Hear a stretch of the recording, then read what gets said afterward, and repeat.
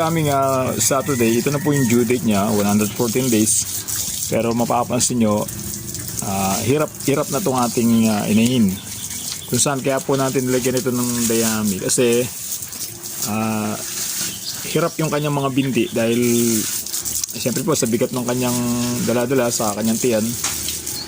So karamihan yan, ang mangyayari dyan, dahil semento yan, yung kanilang mga kuko, malaki yung posibilidad na masusugatan. Puputok po yung mga kuko niyan dahil sa sobrang bigat ng kanilang tiyan. Kaya ang ginagawa natin ay naglalagay tayo ng dayami dun sa kanyang lugar na tinatapakan para hindi mapuwersa yung kanyang mga binti at saka yung kanyang mga kuko, mga brothers. Kasi once na nagkaroon ng sugat itong kanyang mga kuko, halimbawa pumutok po yung kuko niya, mahirap para sa isang inahin, lalo na malapit na siyang manganak, na iniinda niya yung kanyang binti, lalo na yung kanyang kuko na nagkaroon ng pumuputok po yan, mga brother, sa sobrang bigat ng kanyang tiyan. Kaya importante, ayan, nalalagyan natin ng dayami. Tingnan niyo po, hirap na hihirapan siya. Pwedeng sa Saturday, ito na yung due date niya. Pwede rin manganak ito ng Thursday or Friday, mga brothers. Kaya mahalaga, bantayan natin itong mga ganitong case ng pagbubuntis ng ating mga alaga. Yun yung kaibahan ng advantage po, mga brothers, yung inahin natin sabihin natin na yung katulad sa mga tinuturo ng mga farm, yung pinipili talaga natin pagka magpupundar tayo ng breeder, dun pa lang sa kanilang karakteristik ng mga breeder natin kukunin, unang-unang pinipili dyan, partikular doon sa dami ng kanilang mga bebe, yung yung posisyon ng kanilang mga binti, yung tatag ng kanilang mga binti. Kasi po sa case na ganyan, kapag yung binti nila ay hindi ganun katatag, yung iba po nababali yung kanilang mga binti sa kanilang pagbubuntis, lalo na po malapit na yung mga anak. Nagkakaroon ng injury yung mga breeders na kung saan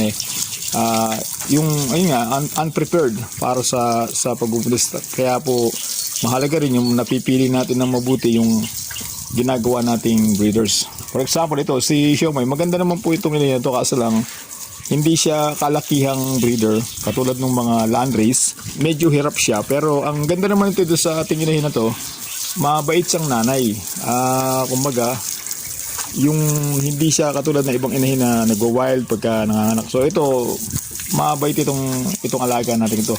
Hanggat gustong dumede ng kanyang mga anak, ay hindi siya pinapadede niya, hindi katulad ng ibang inahin na paminsan-minsan lang magpadede. Yung po bang masasabi natin na tamad magpadede? So si Siomay, yun naman yung kanyang katangian na kung saan ay masipag siya magpadede. Kaya yung kanyang mga nagiging anak ay talagang nasusuportahan ng kanyang mga gatas. Dahil nga mabait na, tapos masipag pa siyang magpadede. Hindi talaga siya bumabangon hanggang di busog yung kanyang mga piglets po. Yun naman ang kagandahan po sa alaga natin ito.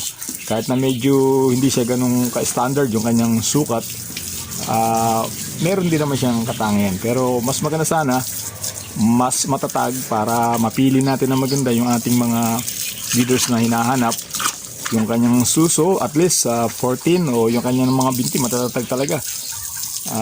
Yung hindi masyadong nakabuka yung kanyang mga binti, lalo na po doon sa mga bandang unahan. Kailangan yung ayan, katulad po sa kuko niya ngayon, tinan niyo po, mga brothers, so persado po yan. Ngayon doon po sa bandang hulihan, kung napapansin niyo po, sum natin ang konti, yan, sa tigas ng semento, kung yan ay wala pong dayami, yung mga kuko na yan ang maapektuhan po. Pwedeng yung mag-crack, masugatan. So yun, iindahin ng ating breeders. So yun lang ang aking tips sa inyo, mga brothers, kapag tayo mayroong mga nagbubuntis na breeders. Ingatan natin talaga, lalo na po yung malapit na yung closer na sa kanilang panganganak. So yan, init din yan, kahit na open na itong ambience nila.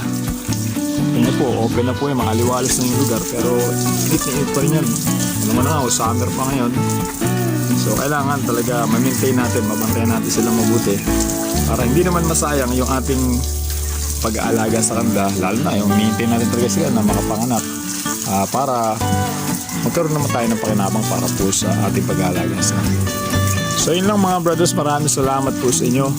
Subscribe niyo po yung ating channel na Brothers na Tapig. Marami pa tayong pag-uusapan at mga kaalaman po, share tayo ng ating mga nalalaman sa ating pag-aalaga ng mga hayop, especially po sa pag-aalaga natin ng ating mga alagang baboy.